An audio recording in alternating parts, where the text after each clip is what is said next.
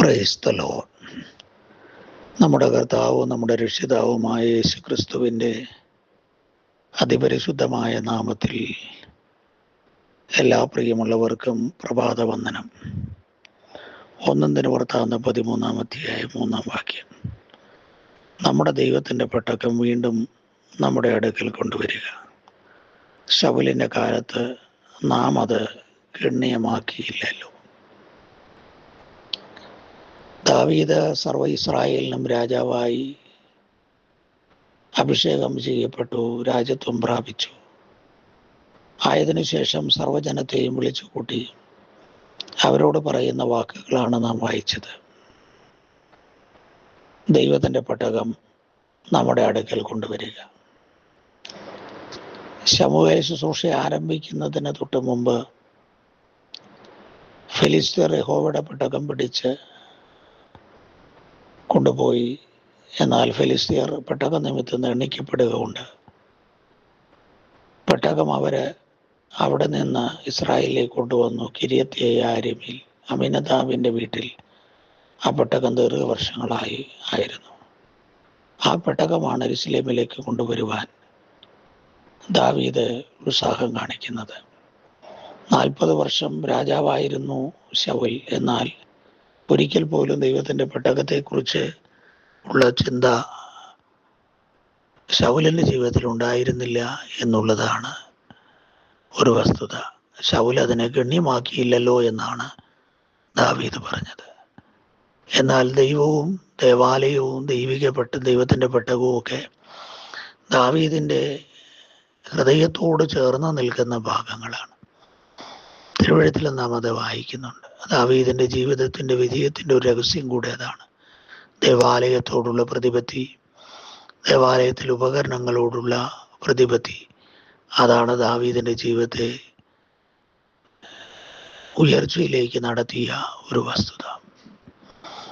എന്നാൽ ഈ 13-ാം അധ്യായത്തിൽ ദൈവത്തിൻ്റെ പെട്ടകം കൊണ്ടുവരുവാൻ ആവേശം കാണിച്ചു.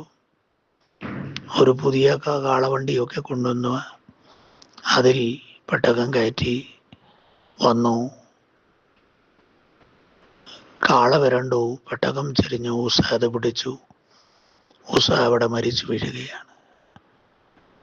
ദാവീദ് ഭയപ്പെട്ടു.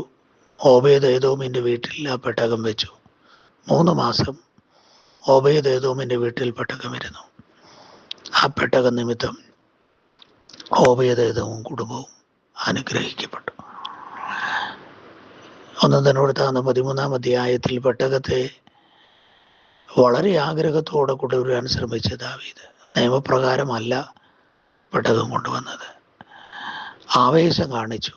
ആവേശത്തിനുള്ള ശിക്ഷ അവൻ അനുഭവിച്ചു.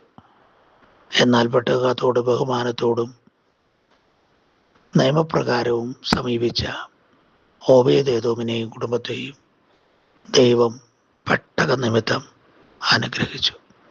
യഹോവയുടെ പെട്ടകം ഇസ്രായേലിൻ്റെ ആരാധനാലയത്തിലെ ഏറ്റവും പ്രധാനപ്പെട്ട ഭാഗമാണ്. ആ പെട്ടകത്തോടടുത്ത് ചെല്ലുന്നതും പെട്ടകത്തോട് ഇടപെടുന്നതും വളരെ ഭക്തിയോടും ഭയത്തോടും നിയമപ്രകാരവുമായിരിക്കണമെന്ന് തിരുവെഴുത്ത് പറയുന്നുണ്ട്. നിയമപ്രകാരം അത് ചെയ്യുമ്പോൾ അതൊരു അനുഗ്രഹമായി വരും. ദാവീദിന് ആഗ്രഹമുണ്ടായിരുന്നു. ആവേശത്തോടുകൂടെ അത് കൊണ്ടുവരാൻ ശ്രമിച്ചു.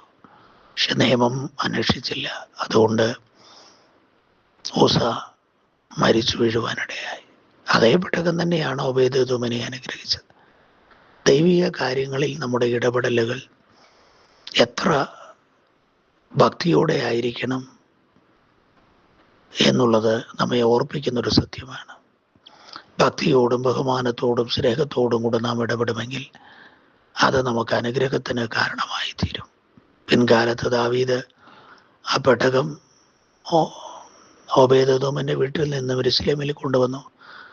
പെട്ടക നിമിത്തം ദാവീദിനും യെരൂശലേമിനും അനുഗ്രഹമായി മാറി എന്നുള്ളത് തിരുവെഴുത്ത് നാം വായിക്കുന്നു.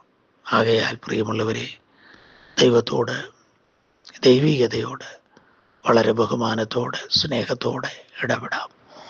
അത് നമ്മുടെ ജീവിതത്തിൻ്റെ ഉയർച്ചയ്ക്ക്, നന്മയ്ക്ക് കാരണമാകും. അയോഗ്യമായി ഇടപെട്ടാൽ ആവേശം കാണിക്കുകയല്ല വേണ്ടത്. ആത്മാർത്ഥതയോടും നിയമപ്രകാരവും ദൈവത്തെ അന്വേഷിക്കണം.